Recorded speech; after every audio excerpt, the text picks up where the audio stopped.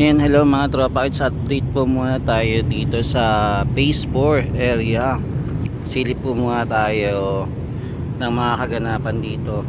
For the meantime, dahil po hapon, as is pa rin po naman po yung ating mga food stall dito. Hindi pa rin po nababago. So same pa rin po. Tapos yung mga halaman natin, lumalago na din po at gumaganda dahil po wala po namamasyal po dito. At patuloy pa rin naman po yung maintenance dito sa area at pagche-check po ng ating secretary na si Jerry Acosar sa pag-iikot po dito sa area. Yes, so today po ay today po ay March 9, 2026. Yan, samahan niyo po ulit ako mag-update po muli sa Pasig River Esplanade ngayong araw na to. Tara, simulan na natin mag-ikot-ikot mga tropa kids.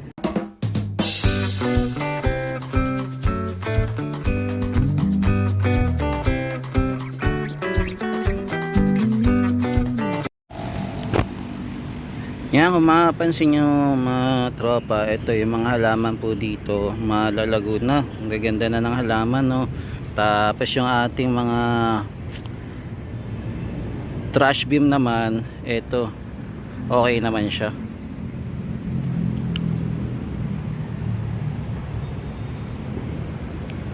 Yan yung trash beam. Tapos maging ito din po yung ating halaman. Ayan, lumalago na po, mukhang alagang-alaga yung halaman dito at hindi po napapabayaan mga tropa eats.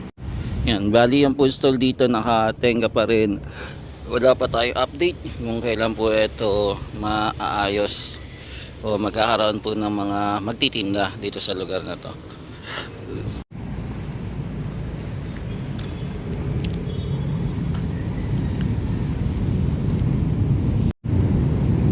Yan, so ito po yung area ng Phase 4 po sa mga hindi na po nakakapasyal dito. Yan, tapos yung ating mga wiring naman po dito hindi pa po naaayos, so may mga putol na talaga na wiring, no, na nagkaproblema po dahil po sa nakawan dito sa area. Yan, so hindi pa rin po siya napapalitan. Kung papalitan po to, medyo mahaba-haba pong wire po ang gagamitin, o kaya i-extend na lang, lalagyan na lang po ng tape siguro pag-aayusin. Yan, matindi po yung kawatan dito, no. Yan, sabi nga ng ating mga kababayan, hanggat hindi nawawala po yung mga homeless dito, patuloy pa rin magkakaroon ng nakawan dito sa area.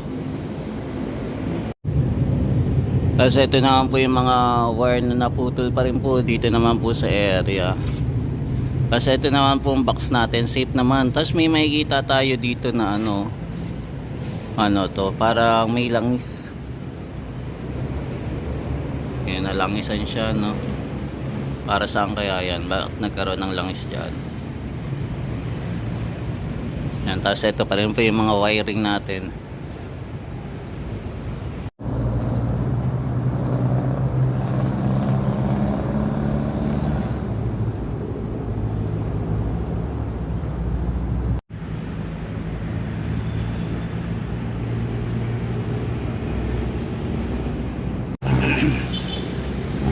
Yan, ito po yung view natin pag nandito po tayo malapit po sa MacArthur Bridge naman. Yan, so ito naman po yung ating mini garden naman dito sa area.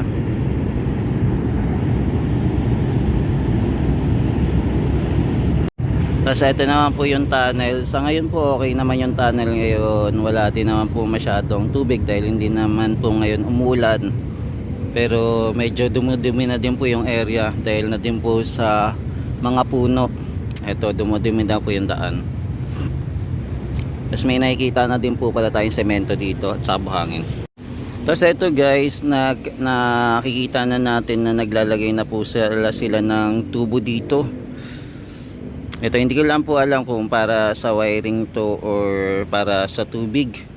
Pero alamin natin. Guys, mukhang sa kuryente po ata to. Itong ginagawa nila, itong tubo. Tapos nakapag-hookay na din sila noon, no? Yan, para itong yung ating mga wiring underground po. Yan, ayan po yung ginawa nila. So lahat po ng food stall dito mukhang kakabitan na po ng connection para sa ilaw. Mukhang nagsisimula na sila. Pero ngayon, wala po tayo nakita na mga kababayan natin nagtatrabaho ngayon. Ngayong hapon na ito, at least nakita natin kung ano po yung ginagawa dito, yung rehabilitation na ginagawa dito sa area po ng Phase 4. Yan, so nagsisimula na po sila pala magtrabaho dito sa area para maayos na po yung mga food stall dito. Pero yung food stall dito mukhang hindi na po siguro papalitan ng kulay, magiging as is na po, ibang kulay siguro. Kung anong kulay na ito, yun na din siguro yung kulay nya. Yan, bali nakapag-hukay-hukay na po sila dito. Kasi ito din po, ayan, mukhang ito i-connecta dito sa wiring na to. Ayan, so ito po yung itsura ng ating ginagawa dito sa area po ng Phase 4 na nagsisimula na sila.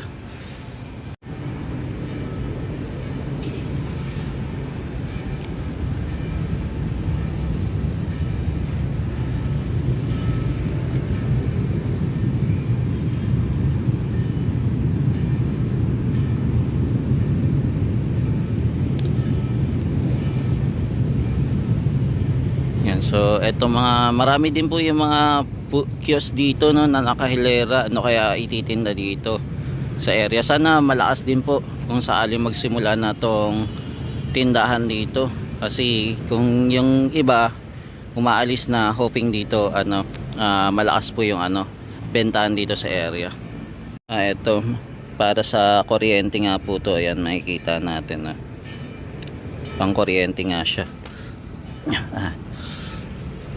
Ayan, so may nakita din, hindi ko lang alam kung anong tawag niyan. Yan, kayo na din po sana mag-comment kung para saan yan mga guys. Yan, so ito mukhang para sa kuryente nga talaga yung ginagawa. Yan, hanggang doon na yan sa pinakadulo po.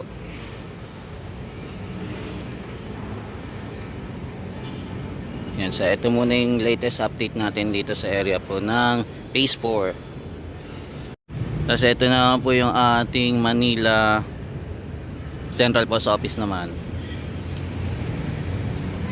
Waiting pa po tayo sa rehabilitation na ito, kung kailan mare-renovate naman po.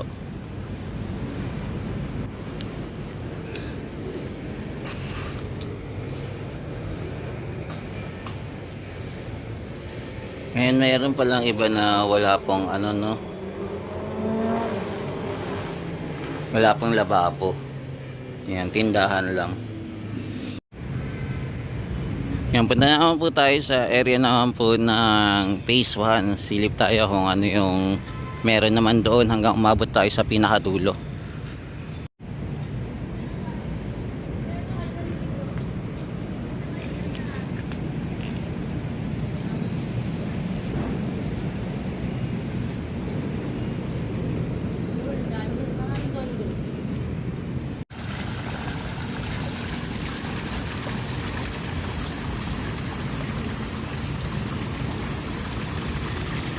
Yan, binuksan na rin po yung pailaw dito sa Phase 1 naman. So ito yung area po ng ating Phase 1A. So ito yung boundaries po.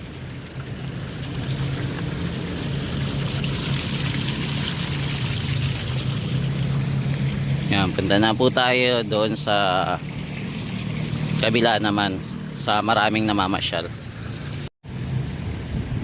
Yan, so ito po yung mga tubo na gagamitin. May makapal, may maliit po. Yan, so nandito sila nakatambak muna. Yung mga plastic PVC. Yan, dito naman guys sa area naman po ng Philippine Post Office. Mukhang magsisimula na ata silang mag-ayos. Dahil meron na din po tayo nakikita ang container. Tapos meron na din po para sa ilalagay na pins, yung mga bakal-bakal po. So mukhang sisimulan na po nilang gawin na itong ating Manila Central Post Office.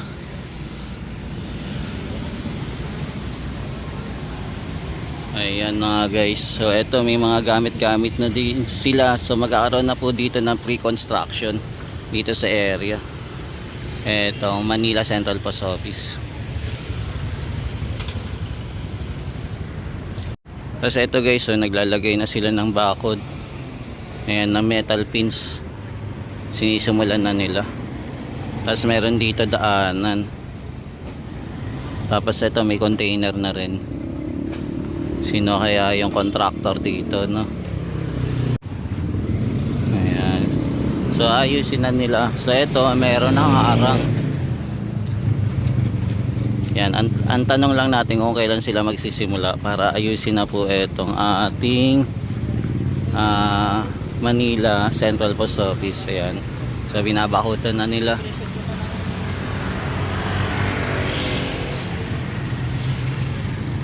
Yun, bali nakikita natin konti pa lang po yung bakod na nilalagay dito sa area. So masisilip din naman natin kung magsisimula na silang gumawa. Makikita din naman natin sa area po ng Pasig River Esplanade kung sisimulan na po nila itong gawin. Yung panalo to, no, pagka nagawa nila na idudugtong po nila sa Pasig River Esplanade itong ating Manila Central Post Office na bubuhayin po muli.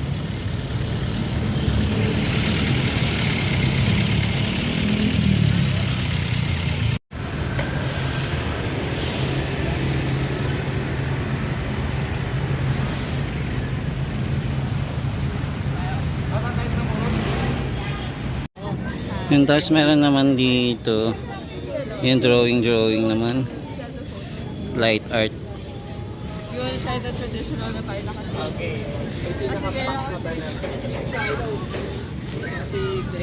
Yung pagka mag-drawing naman.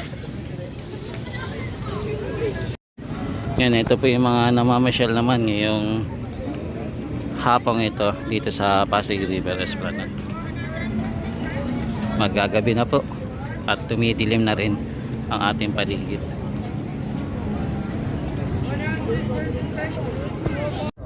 Yan, nandito naman po tayo sa area naman po ng Port Santiago River Walk naman. Yan, may nakikita na din tayo ng nakabaon po na poste dito sa area. Tapos meron na din po sinampulan na nilagay po yung ating floodlight. One temporary pa lang po ito pala. Tapos nandito pa rin po yung ating solar.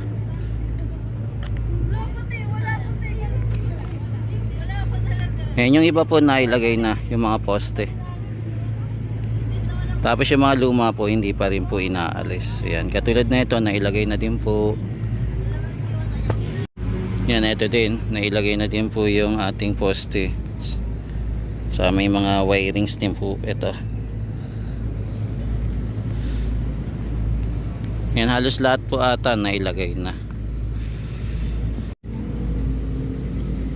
Yan, nailagay na din po pala yung mga poste dito. Mukhang okay na. Ito yung iba. Ito yun naman nakaabang pa. Ilalagay pa lang po. Mukhang kakadeliver pa lang po ata atang poste na to.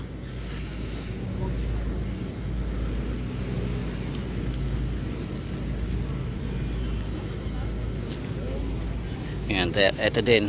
Ito na ilagay na rin.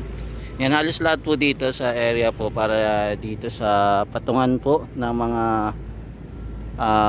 pailaw para dito sa wall nailagay na po yung mga poste. Yan, update po natin kung ano po yung magiging itsura nito once na natapos na po. For the meantime, ongoing pa rin yung rehabilitation dito sa area po ng Port Santiago River Walk. Etong pagpapailaw po sa wall natin na inaayos pa po hanggang ngayon po. Yan, so ito po muna yung latest update natin dito sa area po ng Pasig River Esplanade ngayong March 9, 2026.